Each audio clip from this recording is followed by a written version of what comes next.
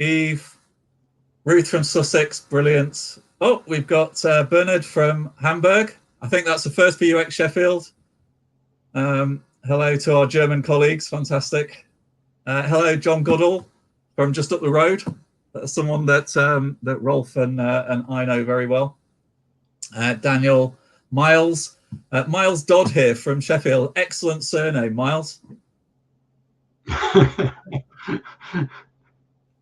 And Daniel and Penny also from Sussex. I think we've had Penny twice getting in the things from there. Sussex. Mark, hello from Derby. Mark, one of my ex-colleagues.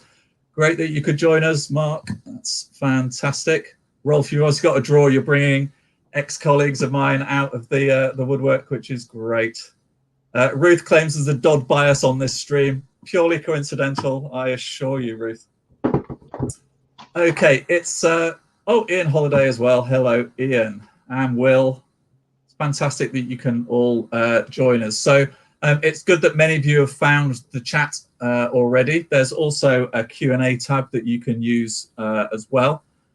So when Rolf is presenting, please do feel free to chat and also feel free to ask questions. Rolf, however, will be taking questions at the end, so I will be curating the questions. I believe we've set it up. I'll just confirm once we're underway that you can also vote up and down questions as well. So we'll take notice of that when we come to ask Rolf questions at the end. Okay, that's officially 17:30, so we're officially starting. So again, for all of you who's joined us so far and those of you who are just joining us, welcome to UX Sheffield. I'm delighted to welcome Rolf Molich, who's our speaker today. He's going to be talking about living in UX paradise, UX future vision, which I'm sure all of you will find really interesting and engaging. I'm not going to say any more than that. I'm going to leave Rolf to explain more about what he's going to be going through today. A quick word, as ever, for these things from our sponsors, Bunnyfoot and Evoluted. Bunnyfoot, who I represent, and Evoluted, who are there in Sheffield. We're both, Sheffield people. Although one of the cross benefits, obviously, of being in lockdown and doing everything remotely is anyone can join us, including Bernard from Germany. So welcome, and anyone else from further afield than Sheffield. However, you can see we're keeping a Sheffield kind of theme here from the backgrounds. This is our schedule for the day. I'm not going to be speaking for very much longer, you'll be glad to hear. We'll move straight on to Rolf, and then, as I said earlier, we'll have 10 minutes or so for the Q&A at the end. I'm just saying someone can't hear us. Can I just have some thumbs up to check everyone's hearing us okay? Hopefully you are. We'll check that out later. I'm getting thumbs up from some of the audience, so it may be Eva's saying, I just saw a click for audio link in the slide section. She clicked it now and she's got audio. So if any of you are having problems, please do that. Rolf and I are usability professionals of long standing. Unfortunately, we didn't design this system, otherwise you'd be able to use it right off the bat. Okay, just a couple more points. We've talked about the chat and the Q&A already. If you haven't found them yet, you'll see them on the right-hand side.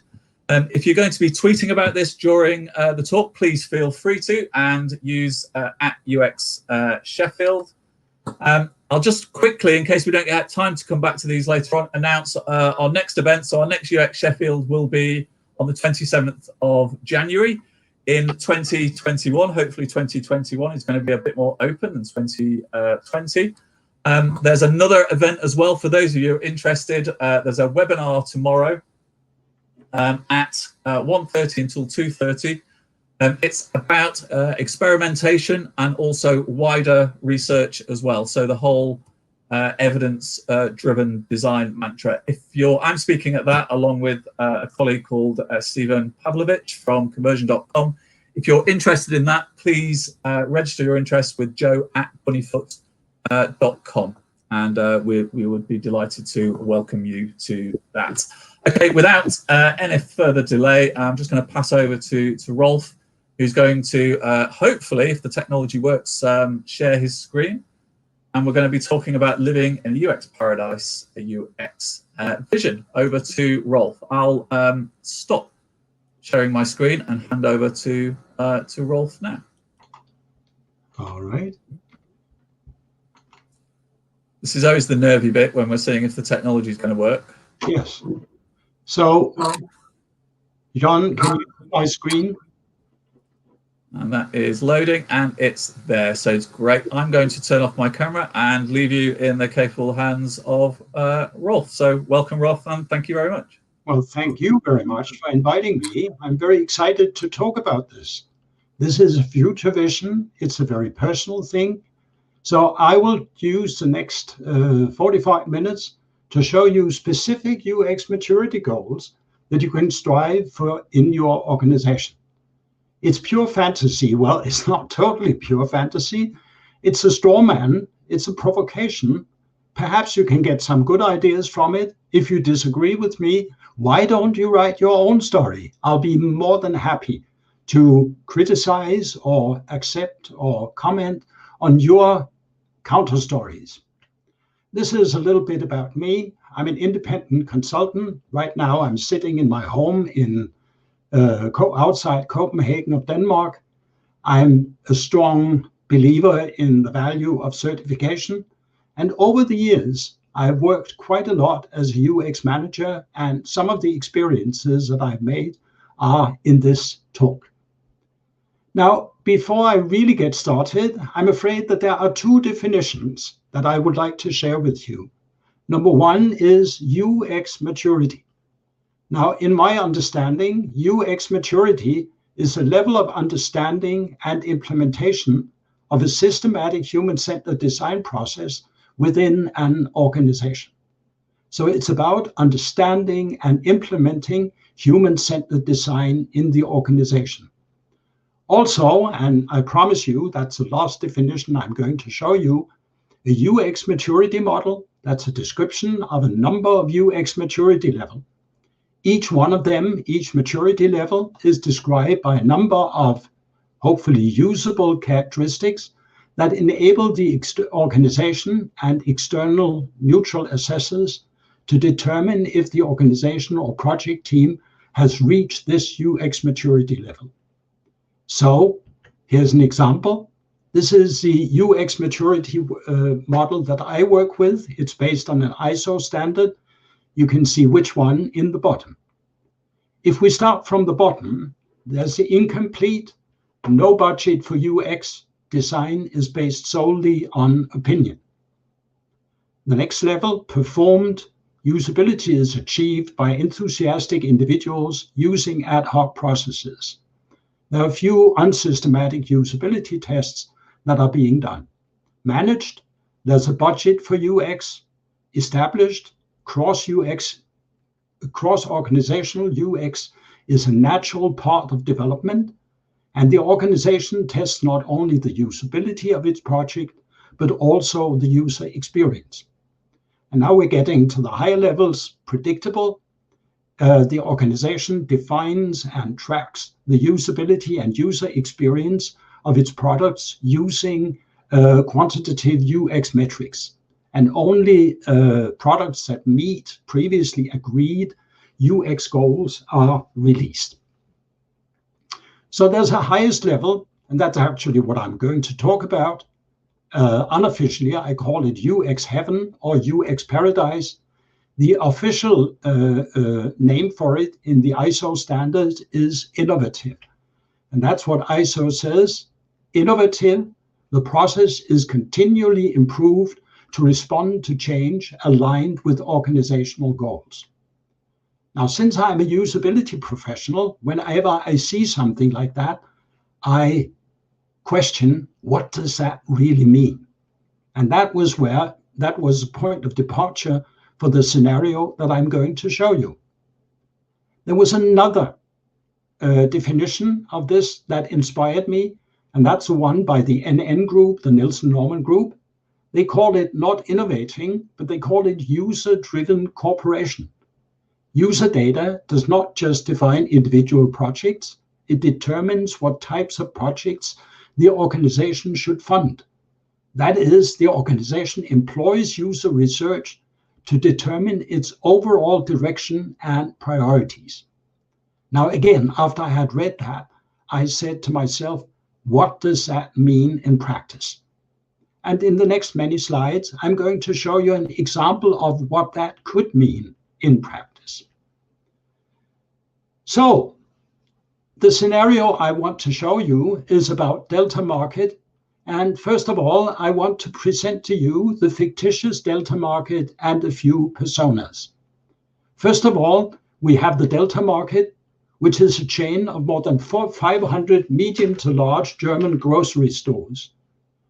They have about 50,000 employees and a market share of about 20%.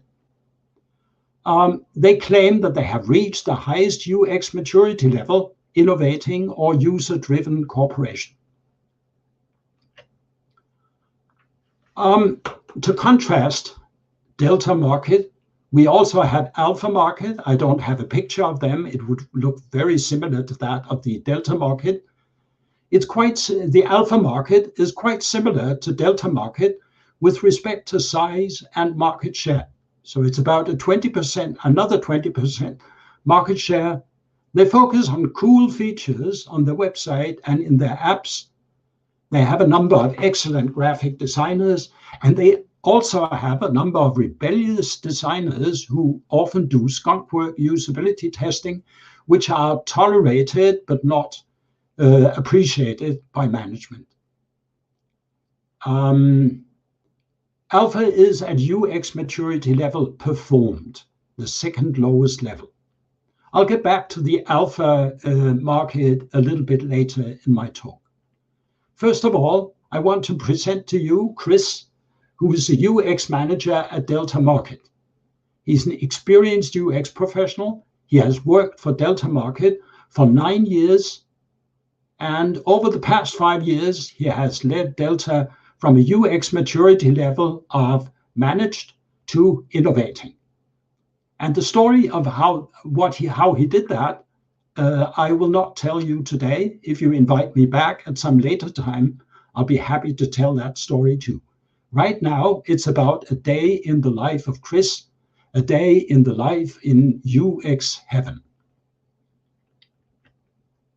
Oh, there's another persona, Mia, who is the Chief Executive Officer, the Managing Director of Delta Market.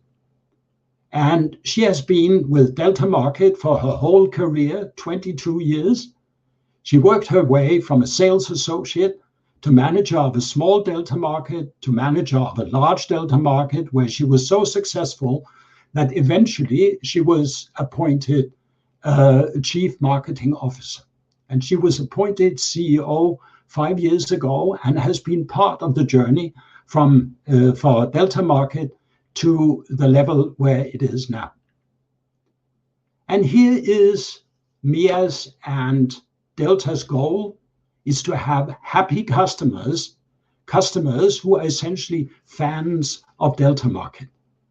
So one of the business goals of the Delta Market is to make customers Delta fans, that is to engage Delta customers through a frictionless and pleasant customer experience, so they will prefer Delta to Alpha or other competitors, recommend Delta to family, friends, and on social media, and tell stories of all the wonderful experiences they have at Delta Markets to anyone who has the time to listen to that. Right, so now I have set the scenario, defined the personas. So now we can look at a day in the life of Chris, the UX manager at Delta Market. And Chris' day starts at 8 o'clock in the morning, where he participates in a meeting with 4 so-called exceptional users. You can see them here, 4 exceptional users, together with 3 representatives of the Alpha market. Delta has a panel of about 25 exceptional users, and some of them are customers, others are Delta employees or suppliers. These users have been selected from a large number of users because they're particularly inventive and they have clear and insightful, sometimes humorous comments on Delta's usability, user experience, and lack of user experience. They're encouraged to keep a diary where they record their experiences, and they're regularly called by Delta employees to discuss what they have written in the diaries.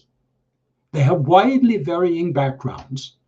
And of course, in addition to the about 25 exceptional users, Delta Market also has huge panels of users that they use for interviews and for usability testing and other kinds of user research. The meeting this morning has 3 points on the agenda. First of all, the exceptional users have been using a UX prototype, not just an ordinary prototype, but a UX prototype of a full-service online and purchasing and delivery facility, which they have been using for 2 weeks. It's an important part of Delta Market's business strategy, and they have tested the full user experience. They have ordered products, they have returned products, they have complained about products, they have changed their orders, they have, so to speak, stressed the system a little bit to get a full impression of the user experience before it's released to a large number of customers. Based on their diaries, that's the second point on the agenda, based on their diaries, the users also report a number of traditional usability and user experience problems. Chris has decided to do that because in his experience, whenever the users, these exceptional users, start discussing usability problems amongst themselves, a number of very interesting and totally unexpected ideas emerge. And finally, and I'm not going to get into any detail of that with that right now, there's a discussion of new ideas suggested by customers, Delta employees, and suppliers. Note that the users who are in these user panels, exceptional users, are not limited to customers. It's just as important to hear what Delta employees and suppliers have to say. Chris says, exceptional users, just like exceptional programmers, regularly come up with ideas that no one else could think of. They get even better when they brainstorm together at our annual workshops for exceptional users. Of course, we also do classic user research. We do lots of that. For example, observation, contextual interviews, and usability tests with ordinary users.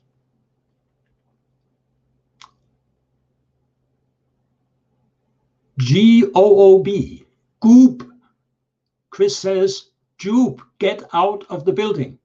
Chris wants his UX colleagues to get out of the building as much as possible. No more opinions. Talk to users in the natural environment and find out what are the real problems that users have. Right. So this get out of the building is a part of the get out of the building program is meet our users, direct contact to customers. So later in the morning, Chris and Emma, that's another persona that I've not introduced. She is a co-worker in the UX department. They have a meeting with Tom, a new hire. And Tom just returned from his first Meet Our Users experience. Everyone in Delta who does not work regularly in a store must participate in Meet Our Users at least once every 2 years. Meet Our Users means that you have to work for 2 weeks in 2 of Delta Market stores where you fill the shelves, check out customers, answer questions from customers, and talk to customers, staff, and suppliers. After you get back, you're supposed to write a 3-page report, doesn't matter if it's 4 pages, about your experience, which is the basis for the discussion here. I mean, the basis for the discussion here is the report that Tom has written. In addition, as part of the GOOP program, each UX professional also spends 1 week per year in support where they answer questions from customers and get a better feeling for customers' pain points. Of course, 80% of what they hear, maybe even 90% of what they hear in support is very well-known stuff. But the remaining 10% is very valuable. Right, this is essentially the same drawing that I showed you before, UX Heaven, with an important addition. There's a snake on the way into UX Heaven. Mia, the CEO of Delta Market, says, we can't have snakes in paradise. Or as she sometimes put it, I don't want any devils disguised as angels. Maya continues, Delta Market invests millions of euros based on the advice we get from customers and staff through our UX professionals. The UX professionals have influence, and in return, they must accept that they are regularly checked. So we reduce the risk of acting on bad or opinion-based advice. So after the meeting with Tom, where he reports about his Meet Our Users experience, they continue the meeting with Tom and discuss his personal UX maturity rating. So all UX professionals at Delta Market are reviewed by external experts every second year. This personal UX maturity rating compares the UX professionals' work and performance to Delta Market's standard procedures for UX activities. And Delta Market has standard procedures for doing interviews, for writing and justifying user requirements, and for usability tests, and many other things, like customer journey maps, which are a very important part of the way Delta Market does UX. The personal UX maturity rating for Tom shows that he has some UX habits that do not conform to Delta standard, and he probably has them from his previous employer. Now, instead of just telling him to follow the standards, Chris and Emma discuss these habits with Tom to find out if Tom perhaps has a better way of doing things than Delta's current standards. But after a short discussion, they find out that Tom's way of doing things is not really better and perhaps worse than Delta's current standards. Of course, being innovative, Chris and Emma are constantly open to new approaches, but they also frown at any deviations just for fun from their established standards. Before lunch, Chris has another meeting with 2 external UX experts who do quality assurance for Delta Markets. They check that standard UX procedures are followed. These standard UX procedures were introduced 3 years ago. They caused quite a bit of discussions internally in Delta Market, and 3 UX employees were so outraged by this alleged limitation of their artistic freedom in the choice and interpretation of UX methods that they quit. Chris says, since we are at Level Innovating, we of course encourage and consider well-founded suggestions for innovations or improvements to our UX methods and UX standard.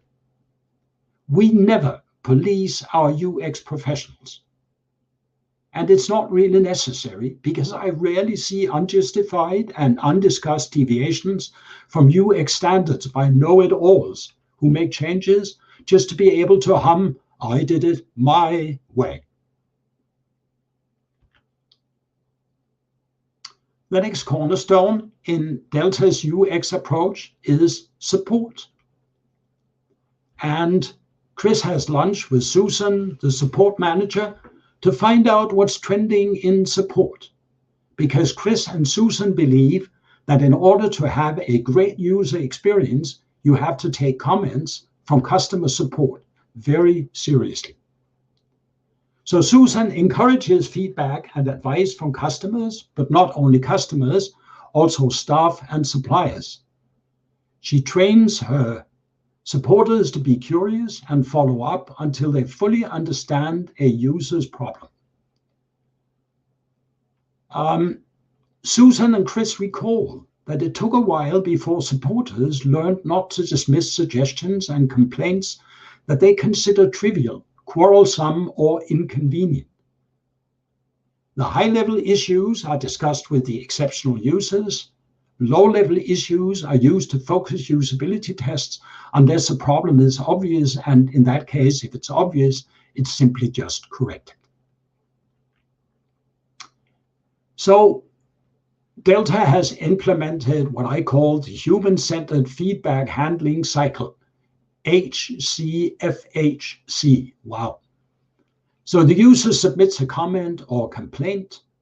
There's an immediate response within 1 hour because customers feel that their complaints are taken seriously if they get an immediate response. In some cases, the question can be answered immediately. In other cases, the customer gets a clear notice. You will get a full reply within 7 days. And then they get a detailed response within at most 7 days. Your suggestion has been implemented. Your suggestion cannot be implemented for this and that reason. Your suggestion will be implemented within so and so many days, and we will notify you again when it has been implemented. Chris and Susan believe that the positive interest that Delta shows in user feedback will trigger additional feedback. And Chris has actually measured that it does increase the number of feedback that users give, and also the number of constructive feedback, helpful feedback that users give. I think I said that already, most of this, but customers who are rewarded repeatedly or who send in exceptionally good suggestions are considered for the panel of exceptional users. Delta Market says, Delta cares. You can make a difference. We listen to you. And then they follow up with that with an example. Eva G. from Berlin suggested that we add a "Let me talk to a sales associate" button to our app so customers can easily get in touch with the sales associate in the store. We listened to her great advice and implemented the button. Later in the day, in the afternoon, Chris goes out and does some observations of users. You might say he does a mini meet our users. So he observes users who use the self-checkout system to prepare himself for a heuristic inspection of that system the following day.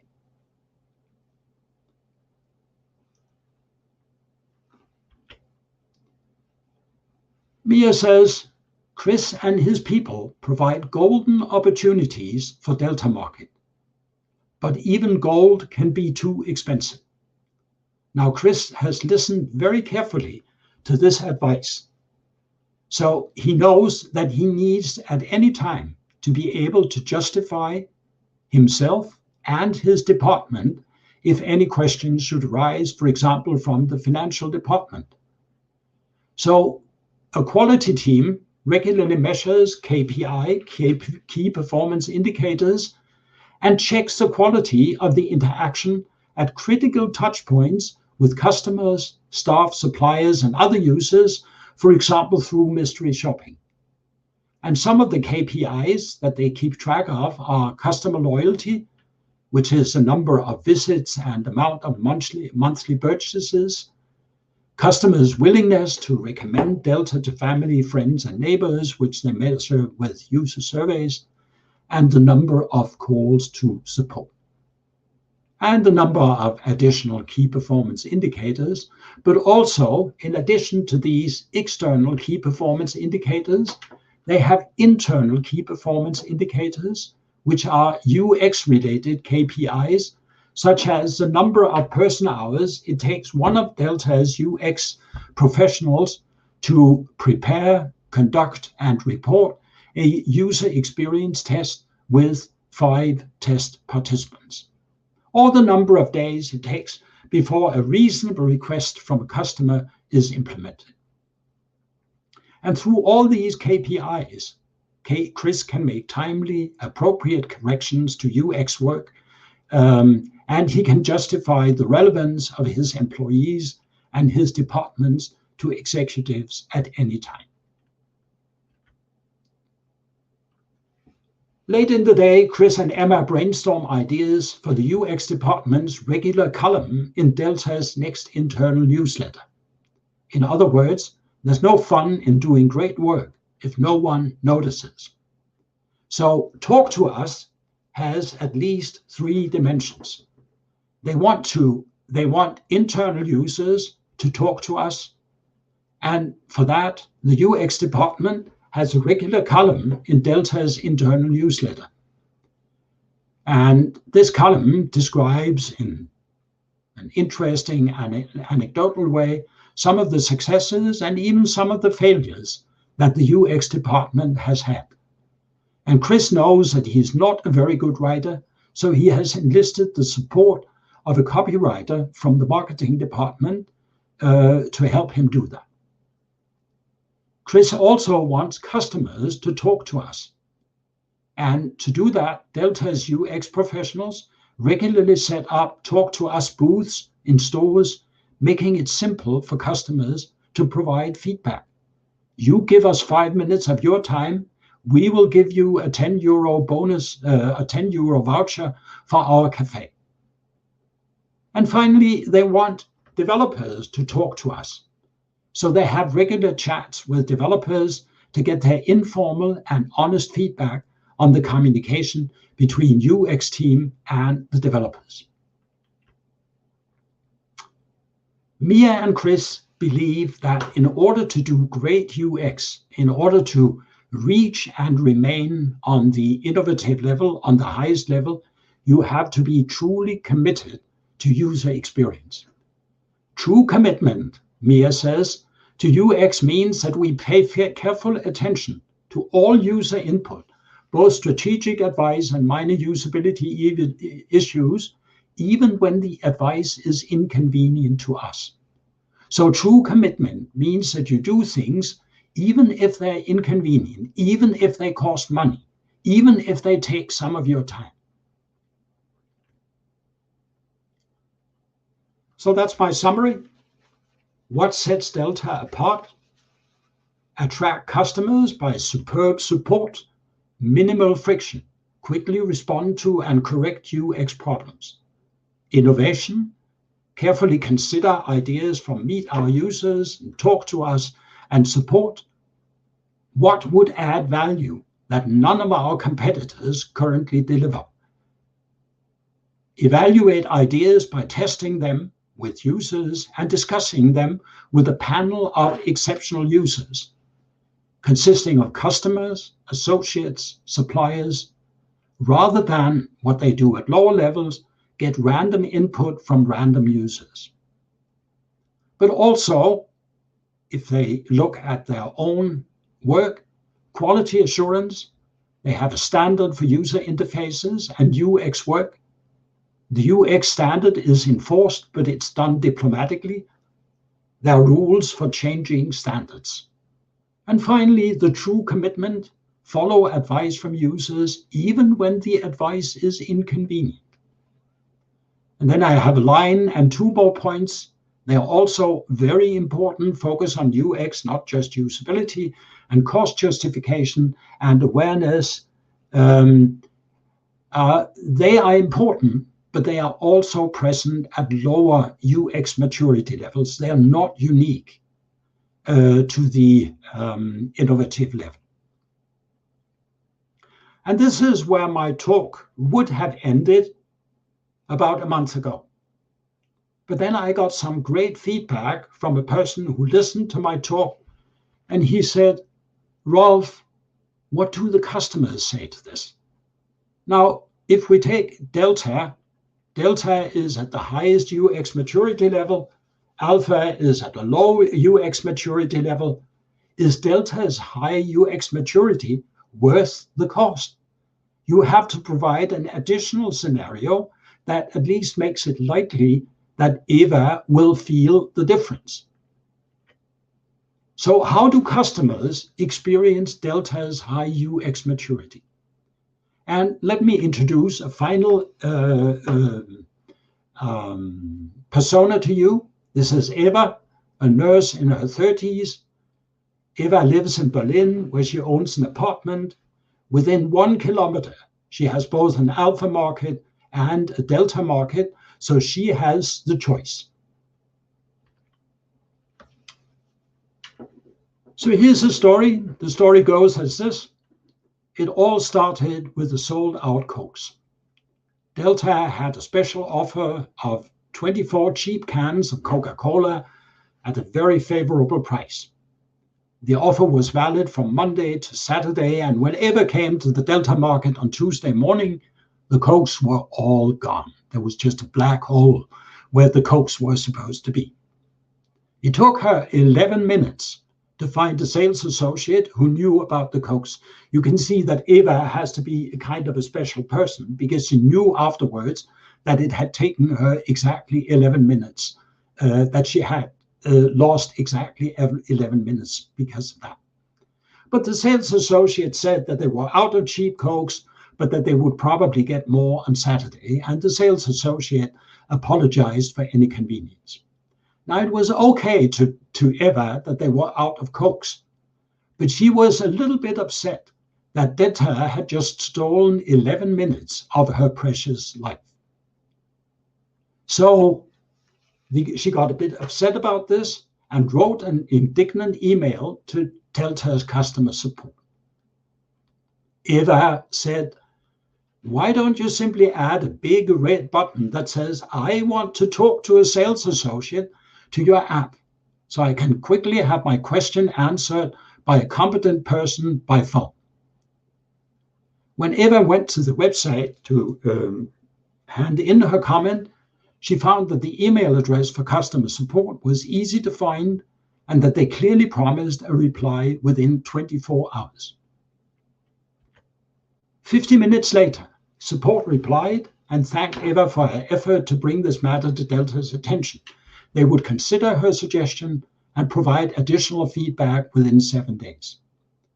5 days later, they informed Eva that the button had now been implemented in Delta's app, and they also encouraged Delta to try out the button the next time she came to a supermarket, of course, assuming that she really needed to talk to a sales associate. They also wrote that they would appreciate further feedback from Eva. And as a token of their appreciation, they sent her a voucher of 20 euros to show our gratitude. Eva says, well, maybe they do care a bit about my feedback after all. So it seems that the human-centered feedback handling cycle actually worked in this case, because Eva was at a party the following Saturday where she told 6 friends about the story that Delta had added in response to her feedback. She said, "I made a difference. They listened to me." And during the brief discussion that followed, Eva and her friends came up with a number of ideas for how Delta could further improve their user experience, exactly what Delta wanted. Eva was genuinely surprised at the number of good and bad and seemingly crazy ideas that she and her friends came up with together within just 5 minutes. Eva wrote an email to Delta support describing these ideas her friends had come up with, and this time she got an email response from someone else who was called Chris, who thanked her for a great device, which Delta would definitely consider implementing. And the story goes on. I'm not going to bother you with the rest of this story, but eventually Eva became one of the exceptional customers after providing further great advice to Delta. Eva started thinking about the difference between alpha market and delta market. She visits both quite often because some of her favorite products are available only at Alpha Market, while others are available only at Delta Market.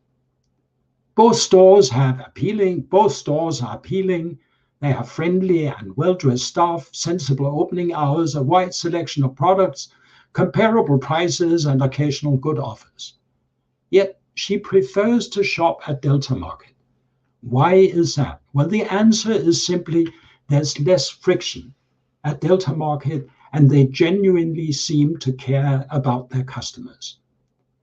So, for example, Alpha asks generic and intangible questions like, how likely is it that you will recommend Alpha to a friend or colleague? While Delta listens to what Eva has to say through short interviews, talk to us, conducted in the store, and free-form feedback. And there's more to it. Both Alpha and Delta offer apps and websites. Alpha's apps resemble patchworks. Delta has one app which looks and works consistently. And here's another one. They have a product finder app. In the product finder, the customer enters the name of the product, for example, marmalade, and the app says, go to ALC, section 4, shelf 3.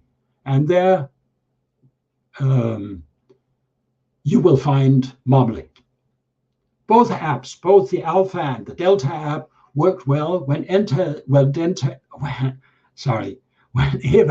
enters the product name correctly without misspellings. But Delta's app shines with respect to error tolerance. If Eva makes a misspelling, Delta corrects the error without an error message. Alpha simply says product not found, and so on and so forth. We're approaching the end. I have presented my scenario to you. Here once again is the UX maturity model.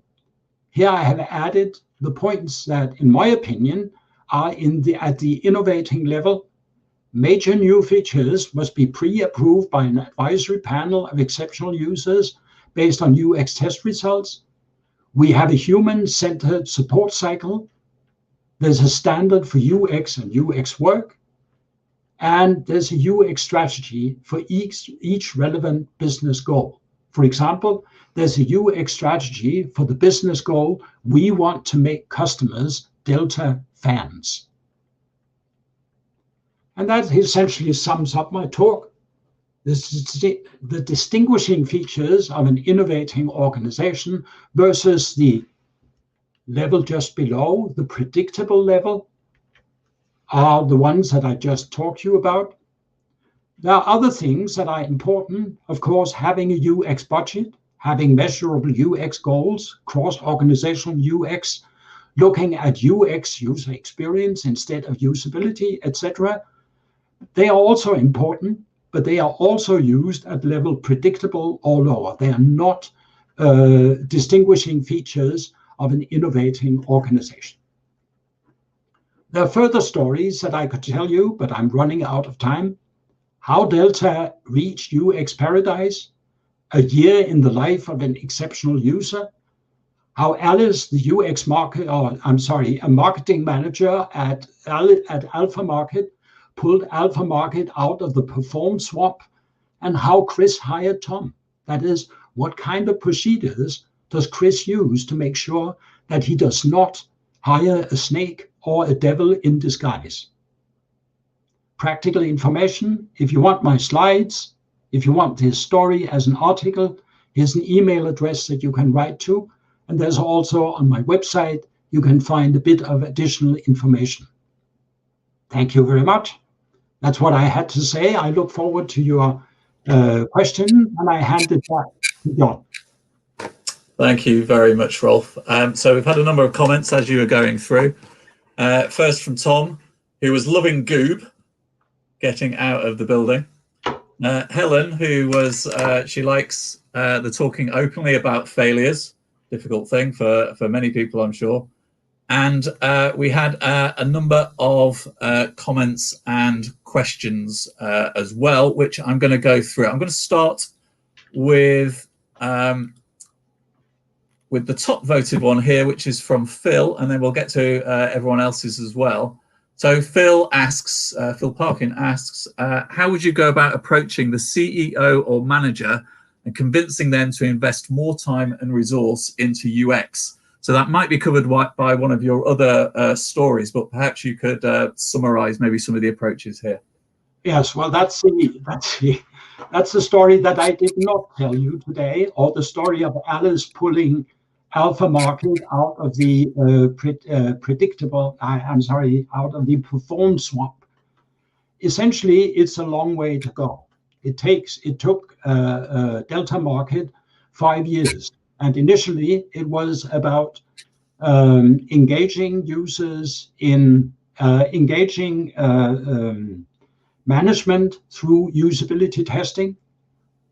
Then, after having run a number of usability tests showing that there were indeed problems even in Delta's products, moving on to suggesting that perhaps we should prevent problems rather than curing them with usability testing, that is, doing user research.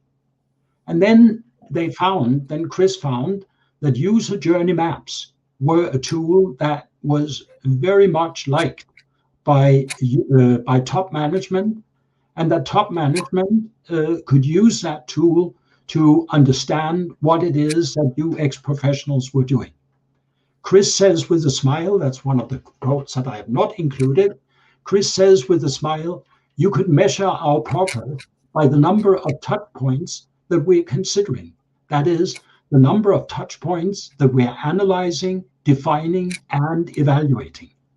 Eventually, at the start, we had just one touch point, the screen of the user's computer.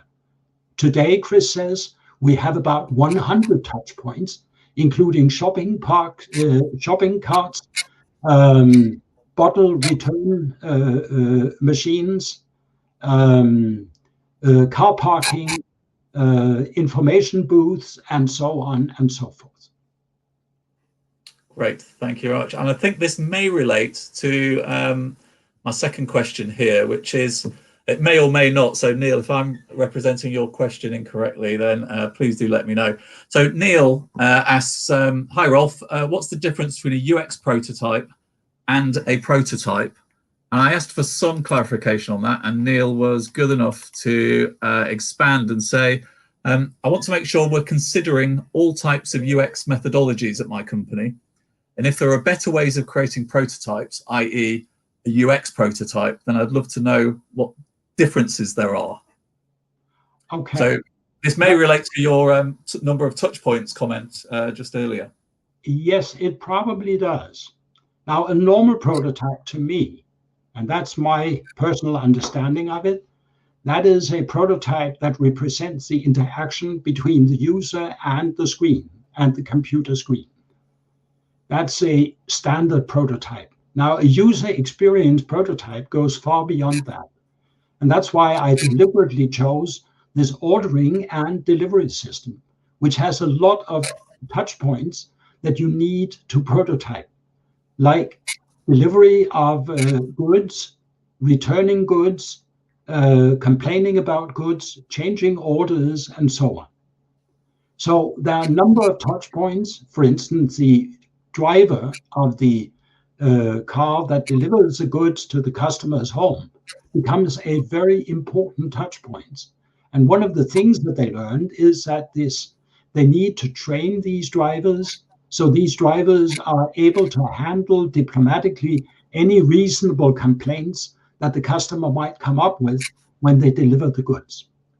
So a user experience prototype really considers all parts of the user experience, not just the interaction with the screen. And it may very well be that your prototypes already do that. In that case, our understanding of a UX prototype and a prototype is the same. But I deliberately draw a distinction and say companies at a low maturity level consider usability. Even at a slightly higher level, they start considering the full user experience, including what happens before, what happens after users interact with the computer screen. Great, thank you very much. And we probably won't go into the debate or the discussions about the difference between usability and UX here. There are quite a lot of definitions of that, and indeed the kind of accepted ones of considering before and after with usability in the middle, which is contentious for some people. But anyway, it's an interesting topic to look up. But I think, Rolf, if I can summarize, it seems to me like it's somewhat the difference between considering usability or a user experience versus a kind of service designed, total customer experience. So all of those different elements that go in to provide the kind of on stage, and potentially then looking at the backstage that actually delivers that as well. So it's maybe, it drifts into the kind of service design versus kind of design mode as well. Okay, Ruth asks, Chris sounds very busy. Hi, Ruth, by the way, good to see you. Chris sounds very busy harvesting insights. How does he effectively process or collate and write these up? Is it team members' help, or there's a library of insights? Is there a library of insights so well managed that he can quickly update new learning? So I guess, how does he keep on top of all of the insights coming from all of those different sources? I haven't given any detailed thought to that. But yeah, I think it's a very good point. With the many channels that Delta has to get user input, Chris can't handle them all possibly. And I deliberately did not introduce too many personas, but of course, there are several other players in the UX department who take this advice and, like you said, put it into spreadsheet, put it into a database where it becomes searchable and where you can identify requests that are very similar, so you can combine them into one. So yes, it's a very good point, and I haven't given any particular detail to that. But of course, that's some of the things that the other 11 people in Chris' department are doing a lot of their time. Indeed. Fantastic. Thank you. Okay. Martin asks an interesting question. Delta has both Mia and Chris, who both believe in the value of UX. But if you had to choose, is it more important to have Mias who think this way, or really well qualified Chris's? It's interesting one there. Well, I only introduced two personas here. There's actually another persona that I took out because my talk simply got too long. And that's Mark. That the surprise, that's a marketing manager. He could not be called anything but Mark, of course. That's a Mark, the persona, who is Chris's boss. And he actually, in my scenario, he actually moved from Alpha to Delta Market because he really wanted to be part of Delta's journey towards a top user experience. I believe it's very important that the CEO convinces all the other CXOs to back up behind this vision of making users Delta fans. But Chris also keeps an eye, that's again an addition to the scenario that I did not talk about. Chris also makes sure anytime he hears a manager speak, he listens carefully that the manager supports and addresses the common vision for Delta's future. There's a common UX vision for Delta's future, which is shared by all management and which they are supposed and encouraged to promote every time that they address the co-workers in Delta Corporation. And I think I would perhaps comment on that as well, which again, it may be one of Rolf's other scenarios about the moving up in the security, in the maturity mode, which is I don't think you'll ever get to innovating unless you have a Mia, whereas you could have a Chris at any of the levels potentially, but you're not going to get to innovating because unless you have a Mia, because there's going to be top-down suppression potentially of some of those things that be more difficult to rise up in the maturity. interesting question is what would happen if Mia suddenly wasn't there because she had an accident or because she was fired by the board because the board for some reason did not want her to be CEO anymore. Would UX survive? And I think it's very important for an organization that hasn't really reached the highest UX maturity level unless it will survive even the changing of a CEO to another one. Except, of course, if the new CEO is a devil in disguise. Then, of course, the CEO has the power to actually fire the whole UX department. There's some very interesting stories from the US about companies who did just that.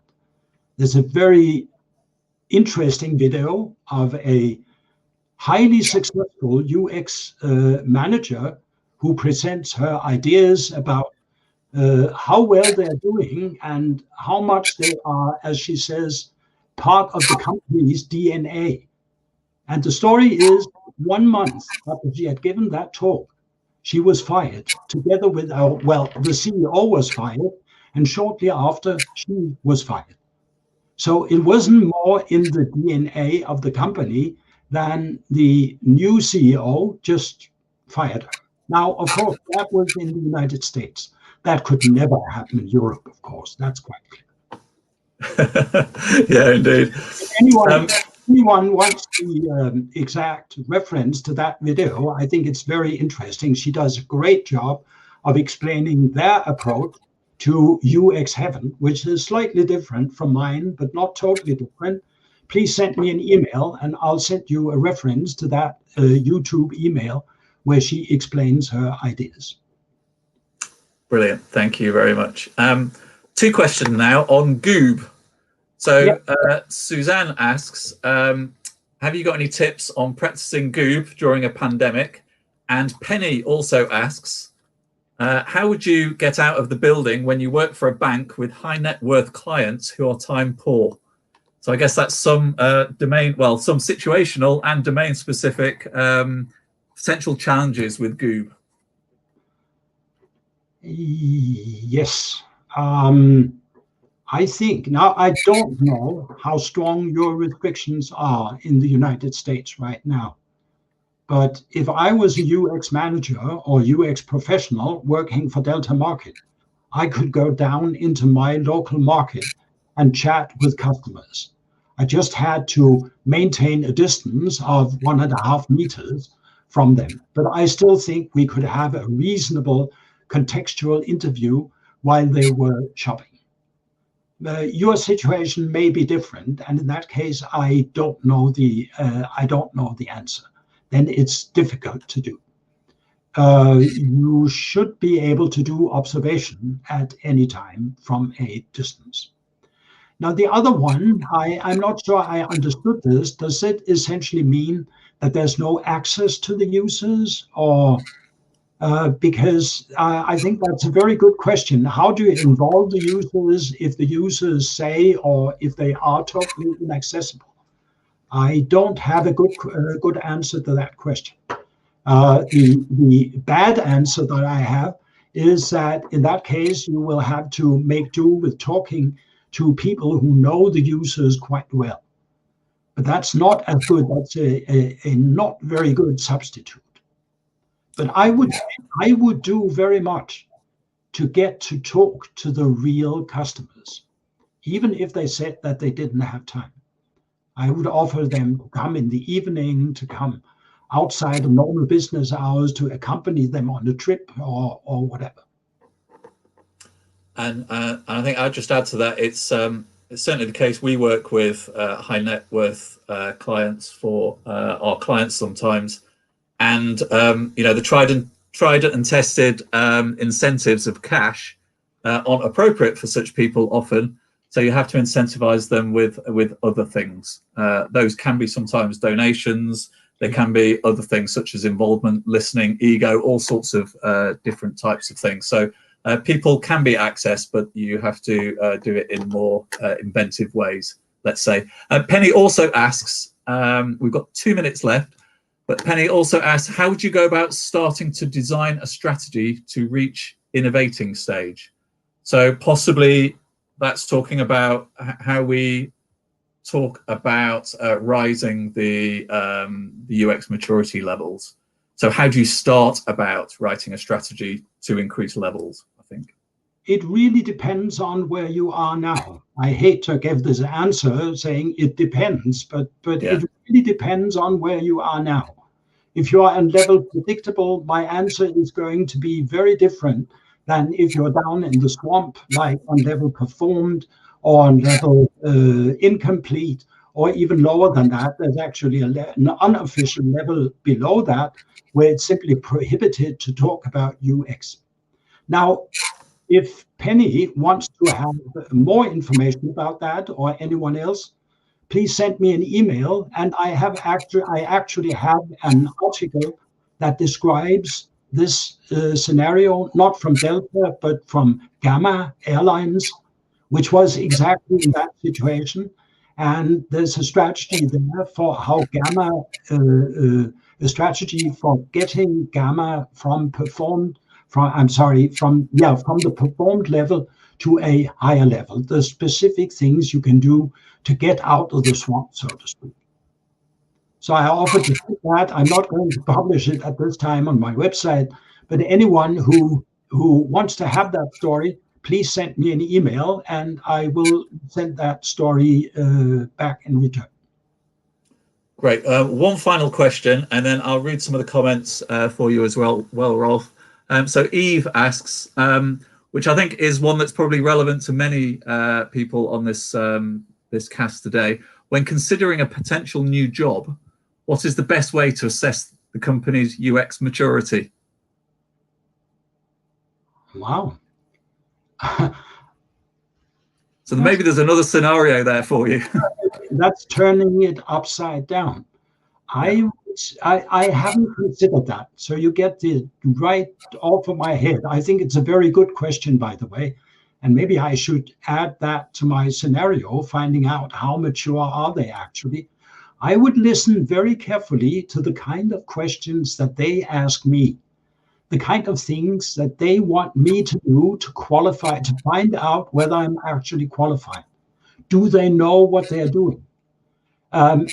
In the scale that I showed you, in the UX maturity scale, I've tried to make each of the steps, I've tried to make usable descriptions of each of the steps. Say in performed, for example, in predictable, for example, they have they have measurable UX goals. And I would simply ask them, do you have measurable UX goals? Can you show me an example? And if they then if they then stare at you and say, what are you talking about? Then I would say, well, how much usability testing do you do? How much field work do you do? And if they don't know what field work is, well, maybe then they are down at the bottom of the scale. So I have tried to make this green, reddish usability maturity scale. I've tried to make that very usable. So each step is described, hopefully rather precisely, by specific activities that you undertake at that particular level. And that should give you a good idea of where the company is on the maturity scale. Of course, assuming that they understand your question and that they answer it honestly. The other interesting question is, of course, what does Chris do to find out whether Tom, when he hired Tom, whether Tom should be admitted to UX heaven? So he was not hiring a snake or a devil in disguise. But I think that if you listen carefully to the questions they ask you, you will quickly find out where they are approximately on the UX maturity scale. I should add, by the way, that I do not only have UX maturity scales that are general. I also have a UX maturity scale that you can find on my website, which is specifically aimed towards usability testing. I think there are also maturity levels for usability testing. And I think you can set them up for interviewing, their usability maturity levels for contextual interviews, and so on. That's great. So that's the last question, and we've run out of time. But thank you very much, Rolf. Just to many people, Bernard, very inspiring as ever. Rolf, thank you very much. Martha says we're special here in the USA. That's good to know. Cash was commenting that the scenario of Mia, of the company leaving, is probably very comparable to what's been going on at IBM. I'm not sure about that. Maybe that's the standards, the Puma thing coming in. Thanks, Rolf. It's from Madeline. Very inspiring talk. It's a pleasure to meet you. Suzanne, really great talk. Thanks, Rolf. Really interesting talk from Ian. Thank you for a great talk, and so on. Thank you very much. So just like to thank Rolf from us, the organisers of UX Sheffield as well, for another great talk. To remind those of you on the stream, the next UX Sheffield will be Wednesday, the 27th of January. So look out for that. Also, the other event I mentioned, the webinar tomorrow at 1:30. If you're interested in that, it's about experimentation and research and evidence in general. Contact Joe at Bunnyfoot. It's 1:30 tomorrow on that. And just finally, thanks very much for attending, and we look forward to seeing you next time. And thanks once again to Rolf. Yeah. Thank you, and goodbye.